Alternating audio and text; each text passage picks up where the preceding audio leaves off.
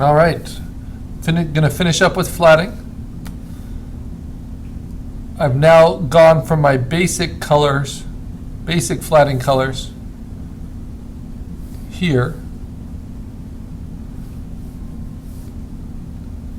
which are used commonly for web design and for making, bright, saturated, distinct colors, to the ones used for actual printed coloring with the codes for CMYK inks before we had digital color processing, which allows for the millions of colors. You're limited to 1, 2, 3, 4, 5, 6, 7 times 1, 2, 3, 4, 5, 6, 7, 8, 9. So 63 different colors that you could choose from, which were subtly differentiated just by their layering.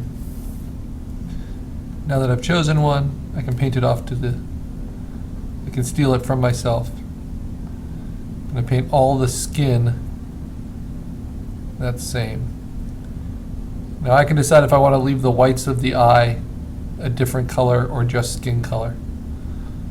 But I think I want his eyebrows to be suggested as a slightly different color. So that's still skin there.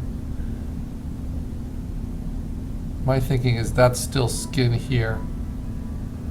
It's kind of the brow.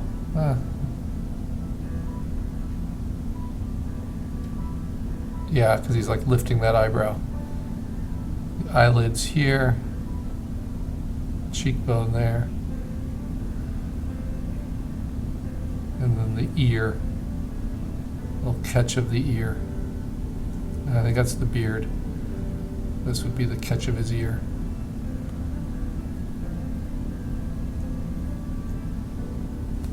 It's like a coloring book.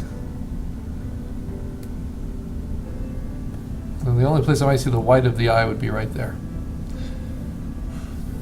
So for the white of the eye, I'll choose this kind of pink.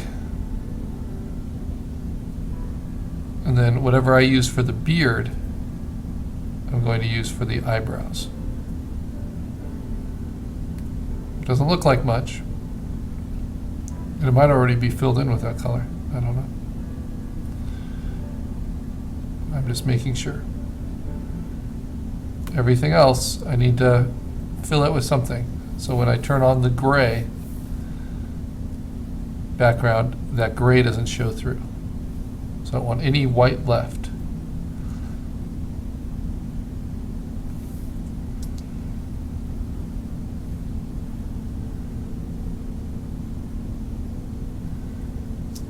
All right. So let's see. I have gray showing through or white showing through in those areas. But all of that is filled. So those are my flat colors so far. I just have to decide, what do I want this to be? So maybe I find kind of an interesting color here that's very different. I know I want it to be light, so maybe this, can't just decide. Let's see, between that light purple, that light green, kind of murkier blue.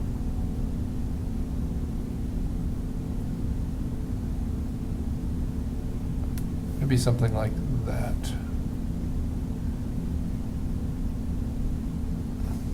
Oh, that purple's very attractive. Yeah, I'll try this out.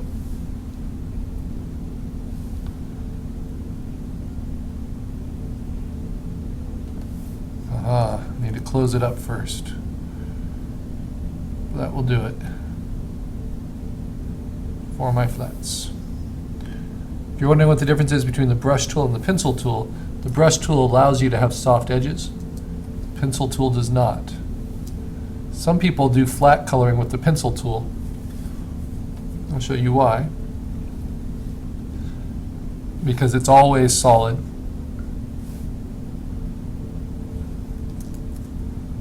You don't get any softness at all to the edge. And so that's up to you. I just don't tend to use the pencil tool very much.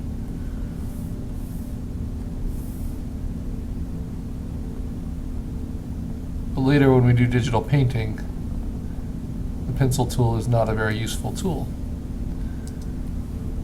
Whereas the brush has all of these customizable options that make it very strong. Okay, so there's that.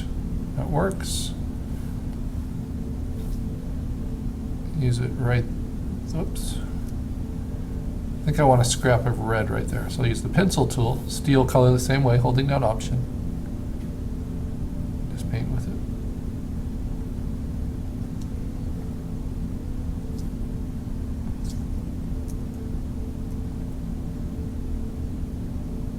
Making color choices for everything.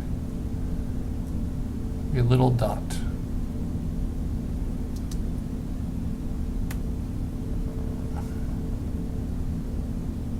Now his lips, choose yet another color. Why not? And show a little bit of skin here. Maybe the corner of his mouth there.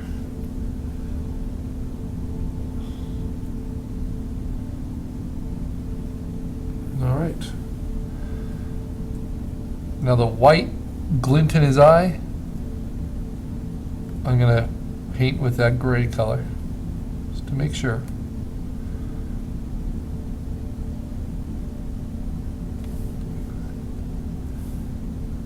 And that light kind of purplish color I used there,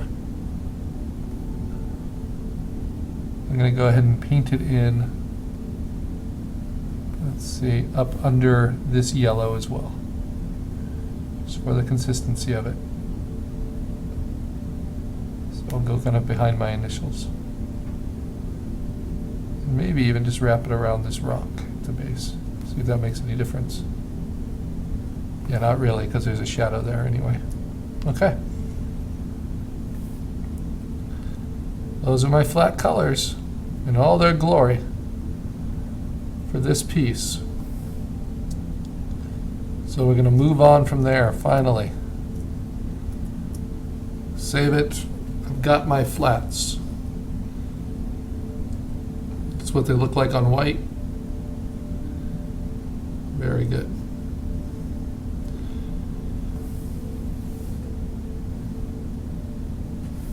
Next, let's use this larger palette. So I'm going to give myself more space. Or I could choose a palette from any resource I liked, any kind of cool poster I found. I'm going to rotate this just so I can show more of it. Make it a little bit smaller. Now with this bigger palette, because I like the traditional old comic colors, I'm going to make a new version of the flats that are my choices. Okay, so I save it. And those are my flatting colors, or just flatting color layer. Make this really proper. And above that, I'm going to make a duplicate. I'll lock this.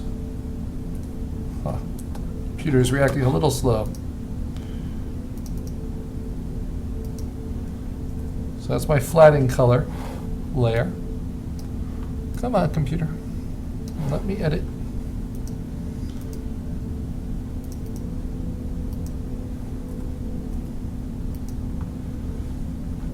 And I want to lock that, but eventually I'll turn it off.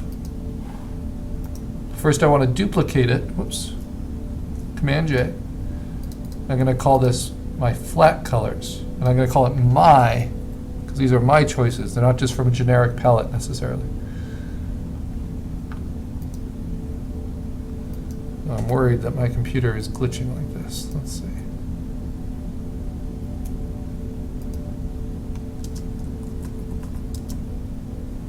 And the other term for this is local color. So I might call it my local colors, or my local color.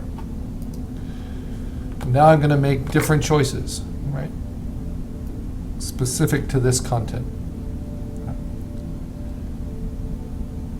But it's still with all the flats. But this is how much easier it is. So even if I lock this, that's my flatting colors, right?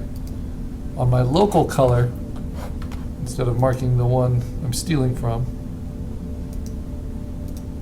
let's mark the one I'm putting onto. Okay, so on my local colors, I simply select what's already there, and I can choose to select all of it all at once. Like that's all the 3 places that red is. And now I'm going to use my paint bucket, pick the color I think those flames should be. And I could say, okay, I want them to be this kind of deeper red.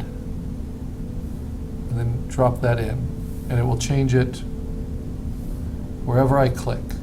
Right? Or I can use my big paintbrush so I don't miss anything.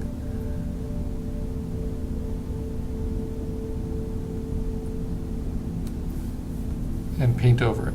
Often I'll do it this way, just with a really big brush. So I can just hit it all.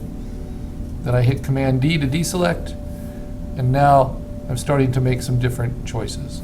The tunic, that tunic color is not working for me. So I'm going to select it all. Contiguous is unchecked, anti-alias is still checked, and I want something that looks a little bit more drab. Let's see. Not so warm, so I think this one will be the color. Drop that in. But that's too close to the stones and things, so be a little bit warmer. Yeah, that works pretty well. What would it look like if it were more of like a camel color? That's a little too dark. Now, by the way, you can always work in between these. So this one's close to what I want. I'm playing with it. You can always click here on the color selector and find something unique, right? Because these, I don't need to have them distinct from each other anymore. You can use them to select. And I also want to do it here. I think that's everything I want. Oh yeah, down there. That little sliver.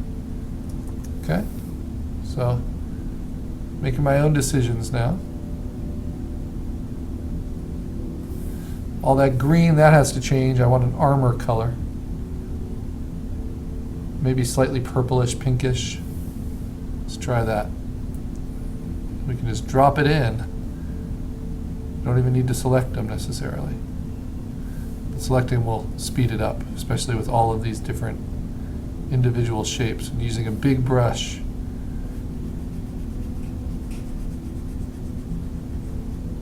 just running over them.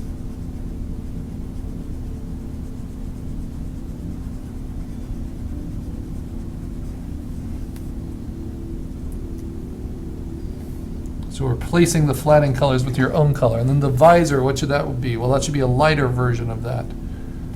Maybe this. Drop that in. A few places it is.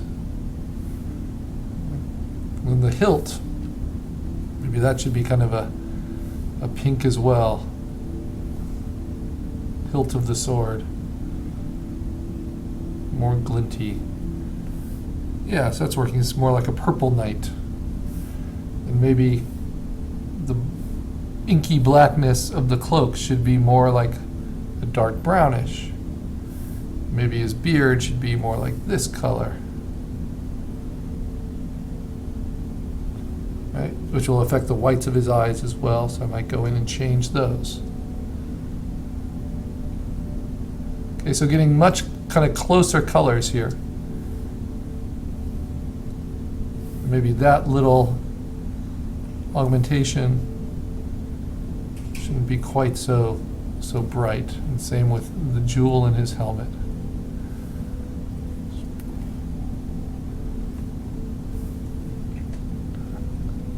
And I can pick kind of strange flat colors if I want, for little shadows.